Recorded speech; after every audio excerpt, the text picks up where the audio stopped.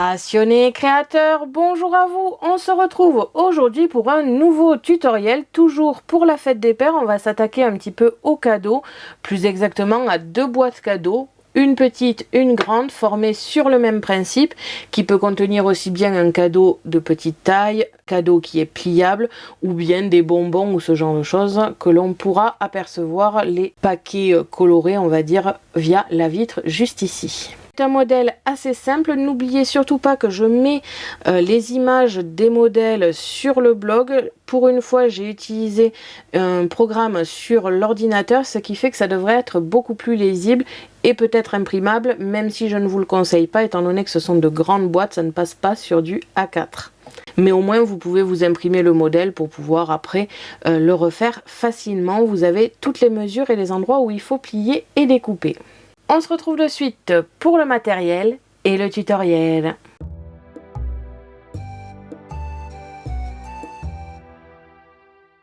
Pour cela, vous aurez besoin du matériel de base, c'est-à-dire des ciseaux, une pique pour nettoyer les dailles, un crayon, un plioir. Pour tout ce qui est découpe, je vous conseille d'avoir un massicot, c'est beaucoup plus simple, mais c'est totalement facultatif. J'ai ensuite utilisé plusieurs types de colle, de la mousse adhésive comme ceci en rouleau, du double face, le pistolet à colle pour tout ce qui est fleurs, la colle zig pour les petits éléments, des attaches parisiennes, des petites épingles comme ici, une règle. Encore une fois, c'est totalement facultatif, mais ça facilite grandement les découpes. J'ai utilisé plusieurs dailles, des dailles bordures comme ici, des dailles cercles festonnés, et enfin plusieurs dailles sur le thème des fleurs. Des strass et des stickers comme d'habitude, du rhodoïde ou un papier de plastifieuse passé dans une plastifieuse pour avoir quelque chose de transparent comme ici, du papier scrap. On se retrouve de suite pour le tutoriel.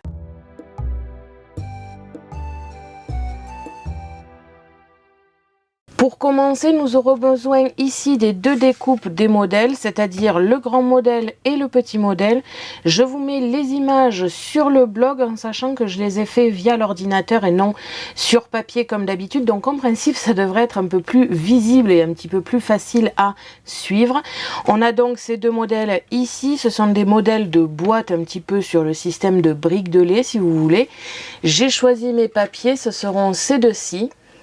Donc ça, ce sont les deux découpes que j'ai fait en avance. Et j'ai aussi fait deux autres découpes beaucoup plus simples pour être honnête. Il s'agit de deux rectangles. Un de 13 cm de hauteur sur le maximum de largeur. Et un de 10 cm de hauteur sur, encore une fois, le maximum de largeur. Donc des papiers 30 par 30. Et il va s'agir de la décoration ici, de faire une petite bande sur les briques de lait. C'est pour ça qu'il y a deux tailles différentes, une plus grande pour pouvoir bien couvrir ici la brique de lait grande et une plus petite pour bien couvrir la brique de lait petite.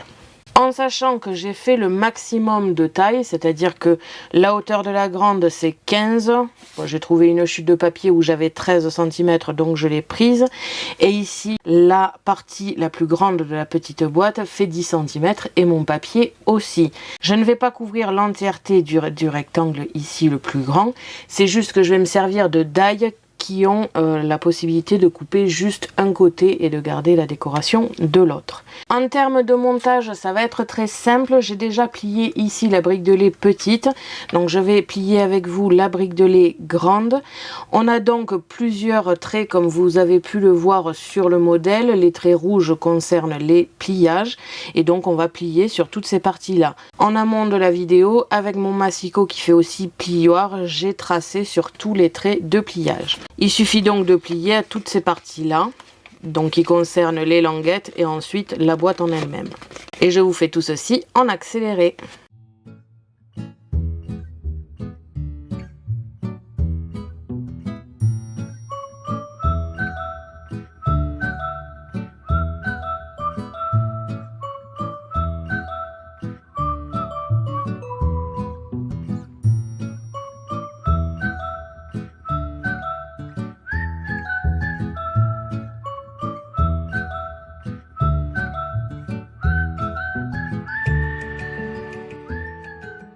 Donc voilà, une fois les deux modèles pliés et nettoyés, donc j'ai tout simplement gommé les traits de pliage. Pour le montage, on va attendre un petit peu. Je vais d'abord découper la décoration. Je vais au moins coller ces deux parties-là avant de faire le montage final des boîtes, tout simplement parce que ça sera beaucoup plus simple. Ensuite, tout ce qui est décoration en surplus, que je ne sais pas encore où mettre et comment, là, je vais sûrement attendre d'avoir fini les boîtes et de les avoir bien collées, parce que ça sera plus simple là pour visualiser. Ça sera beaucoup plus simple de coller ces parties-là avant le montage. Il y a une forte possibilité aussi que je découpe un cercle, peut-être avec à l'intérieur du rhodoïde pour faire une vitre, dans la boîte aussi. Donc ça c'est pareil, je vais le faire avant de les plier, ce qui paraît logique, sinon ça va être un peu compliqué. Tout ceci, comme je vous l'ai dit, en accéléré, et après il ne restera que le montage final et la décoration. Donc soit on se retrouve au montage, soit à la fin de la vidéo.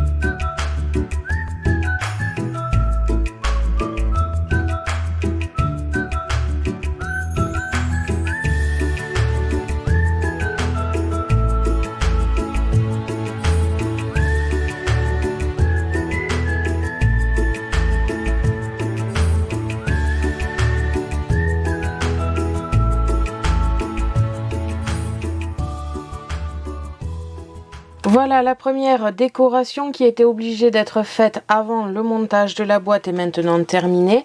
On a donc ici une bande en bas qui joint toute la partie basse de la boîte, et quand on referme, on a une parfaite liaison comme vous pouvez le voir ici. J'ai rajouté une feuille de rhodoïde et par-dessus un cercle sur lequel j'apposerai sûrement des stickers ou des strass.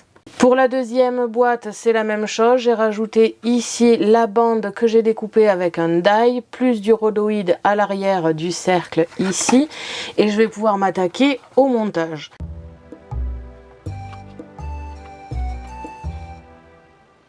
En termes de montage, c'est très simple. Le bas doit être collé entièrement, donc les languettes sur la partie carrée comme ici. Le côté de la boîte doit être aussi collé grâce à la languette. Et le haut de la boîte ne doit pas l'être parce que tout simplement, quand on va le refermer comme ceci, qu'on va y mettre une petite pince, ça fermera automatiquement la boîte. En gros, pour faire simple, il faut juste coller les languettes. Et pareil sur les deux modèles. Je vous fais tout ceci en accéléré et ensuite je terminerai par la décoration.